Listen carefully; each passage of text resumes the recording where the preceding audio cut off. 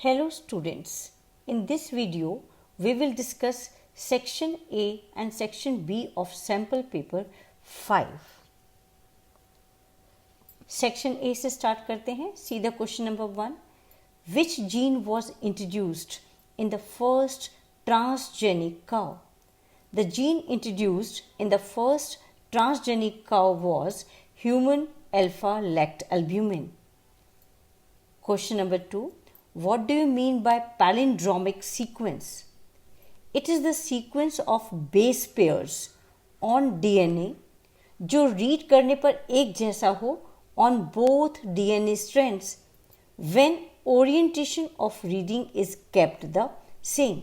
For example, दिए हुए sequence को दोनों strands में from 5' end to 3' end read कीजिए.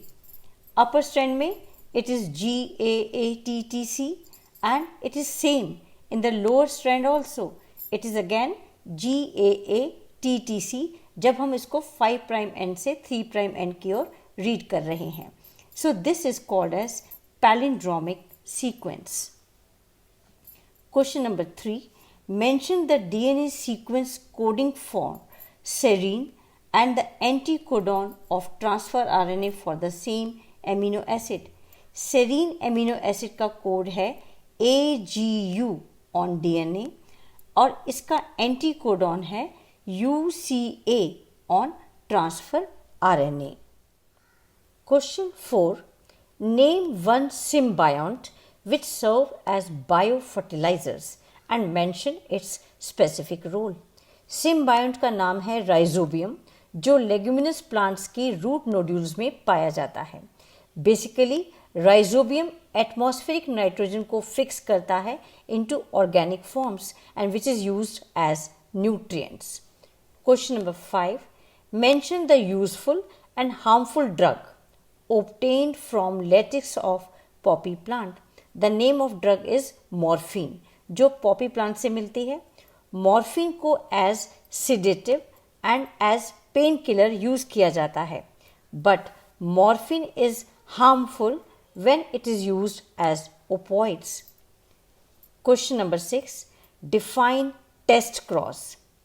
जब क्रॉस किया जाए between unknown dominant phenotype and homozygous recessive parent के बीच में to find कि dominant phenotype organism homozygous है या heterozygous. This cross is called as test cross.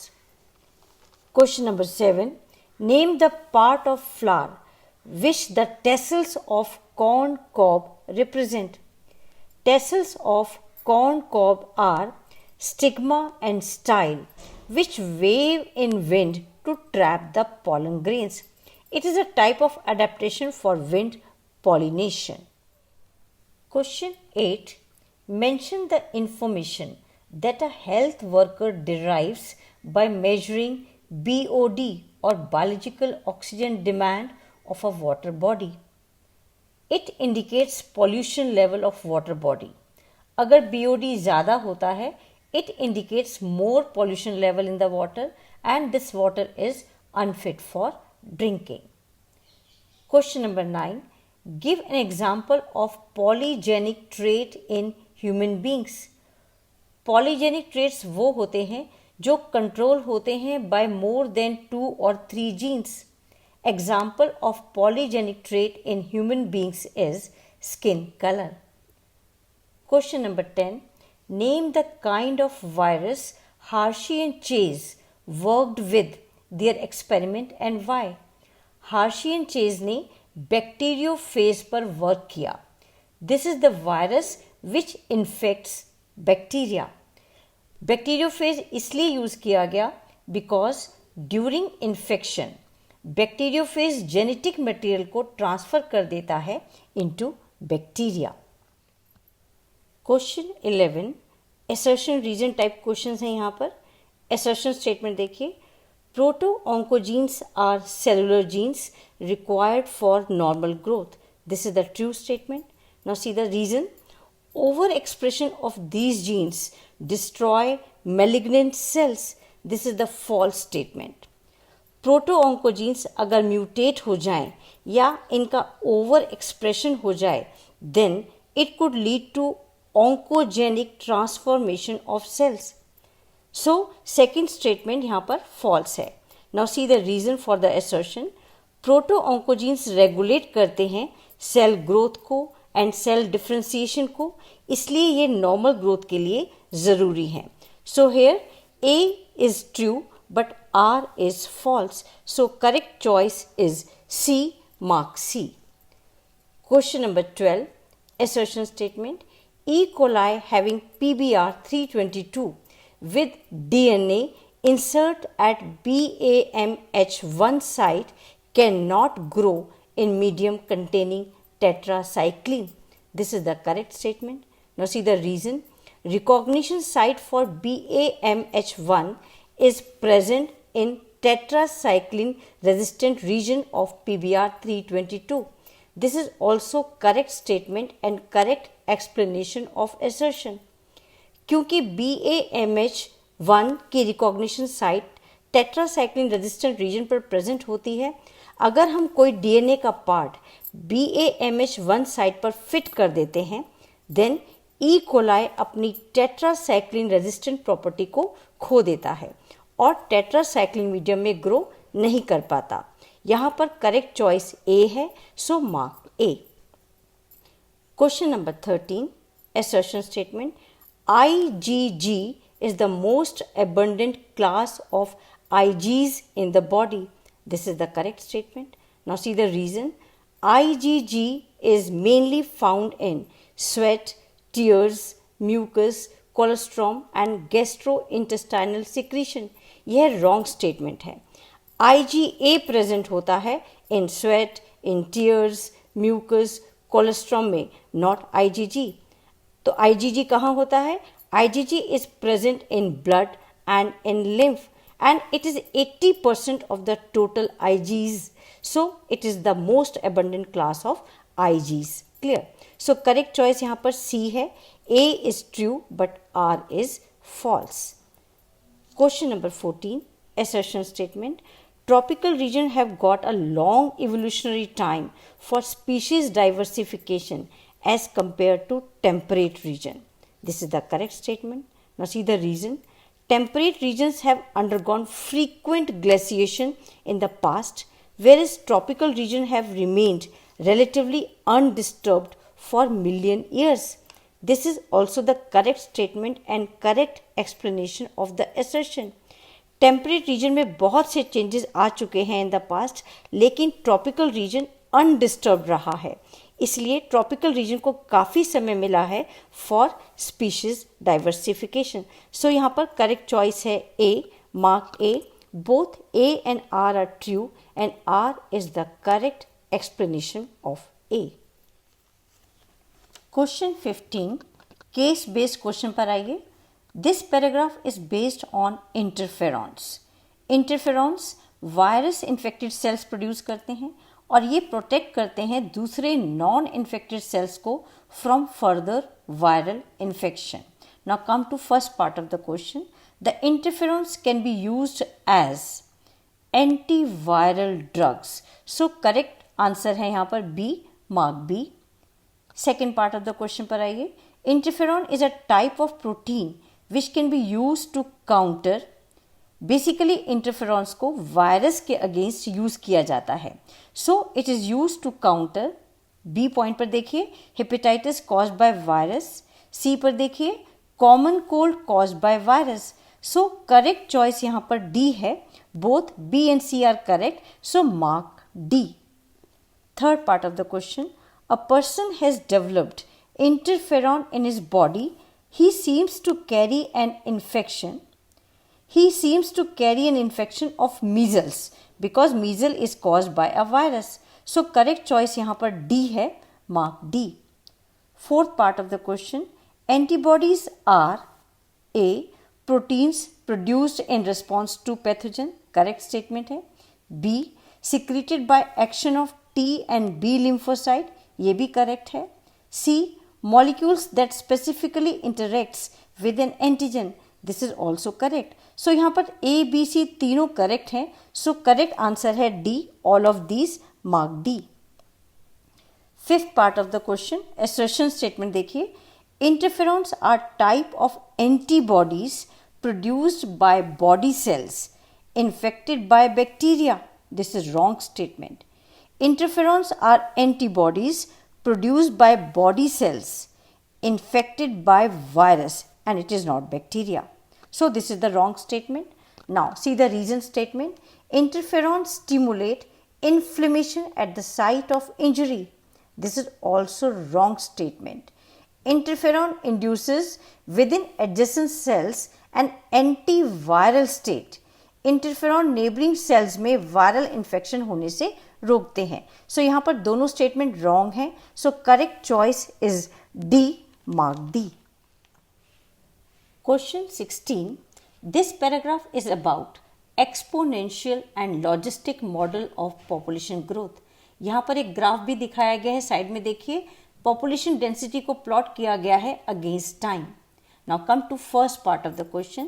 In the exponential growth equation, if b minus d is represented by r, then r may be called as, here b is birth rate and d is death rate, and b minus d is equal to r, which is intrinsic rate of natural increase. So correct choice यहाँ पर A है. Mark A. Second part of the question.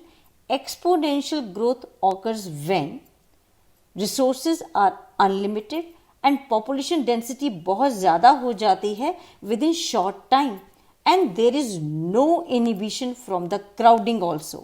Means crowding का कोई effect नहीं पड़ता है population की growth पर जब रिसोर्सेज अनलिमिटेड हैं और ग्रोथ एक्सपोनेंशियल है. सो यहाँ पर करेक्ट चॉइस है D. Mark D. Third part of the question. Carrying capacity is the capacity of habitat that has resources to sustain certain number of individuals. Means habitat में इतने resources होते हैं कि वो किसी भी species के particular number of individuals को support कर सकता है. But beyond this number, no further growth is possible, and this is called as carrying capacity. So correct choice यहाँ पर A है. Mark A. Fourth part of the question. Logistic growth occurs when there is fixed carrying capacity and also resources are limited. So correct choice यहाँ पर C है. Mark C. Fixed carrying capacity is the answer for this question. Fifth part of the question. Side में एक growth curve दिखाया गया है. Out of 4 given conclusion, correct conclusion को choose करना है आपको. कर्व को ध्यान से देखिए. एक पर्टिकुलर लेवल पर पहुंचने के बाद पॉपुलेशन डेंसिटी फॉल हो गई है. So this curve is showing that no population can grow exponentially for long. So यहां पर करेक्ट चॉइस है A. Mark A. Come to section B. यहां पर 2 मार्क्स के क्वेश्चन है. Start with question number 17. State the function of ribozyme and release factor in protein synthesis.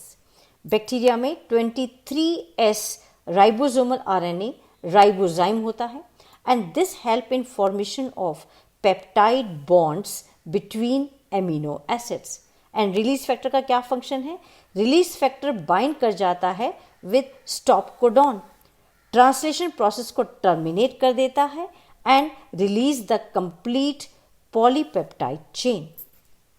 Question number 18. An infertile couple is advised to adopt test tube baby program. Describe the 2 principles procedure adopted for such technologies. Test tube baby programme में adopt किए जाने वाले 2 basic procedures हैं. Number 1 ZIFT. It is zygote intrafallopian transfer in which 8 blastomere stage embryo को fallopian tube में transfer कर दिया जाता है. And number 2, IUT. It is intrauterine transfer, where embryo with more than 8 blastomere is transferred into uterus. Question 19. Define passive immunization. Passive immunization use किया जाता है for quick immune responses, जहां already prepared antibodies या antitoxin को inject कर दिया जाता है in patients body, as in case of tetanus and in snake bite. Question number 20, diagram में various stages of embryo development in dicot plant को show किया गया है। You have to identify A, B, C and D. A is a zygote, B is globular embryo, C is heart-shaped embryo and D is a cotyledons in mature embryo. Question 21. State the role of ultraviolet lights and ethidium bromide during gel electrophoresis of DNA. Gel electrophoresis method से DNA fragments को separate किया जाता है और उनको visible करने के लिए फर्स्ट इथिडियम ब्रोमाइड से स्टेन किया जाता है and then further they are expose to ultraviolet lights. As a result bright orange colour of DNA fragments can be seen. Question number 22. What is the structural and functional unit between fetus and maternal body called, and how is it formed? The structural and functional unit between fetus and maternal body is called as placenta. Finger-like projections called chorionic villi on the trophoblast of the fetus and uterine tissue, they jointly form the placenta. Question 23. What is co-extinction in relation to biodiversity loss? जब एक species extinct हो जाती है तो उससे associated plant और animal species भी extinct हो जाती है. दिस इज कॉल्ड एज को extinction. For example, if host species extinct, then parasite found on it also get extinct. This is the example of co-extinction. Question number 24. Define brood parasitism in birds. In brood parasitism, the parasitic bird, like quail, lays eggs in the nest of its host, that is crow, and let the host incubate them. And also, parasitic birds के eggs resemble करते हैं in size and color with that of host bird.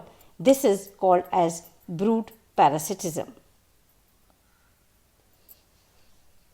Question number 25. What will the loss of biodiversity in region may lead to? किसी region में जब biodiversity कम हो जाती है, then the effect on the regions are: number 1, there is a decline in plant production. Number 2, resistance to environmental changes like drought, ये भी low हो जाते हैं. Number 3, increased variability in certain ecosystem processes, like you can see variability in the plant productivity, in water use and in pest and disease cycles. So that's all for today. Thank you very much for staying with me. Subscribe the channel to get the information about my new video. Thank you so much.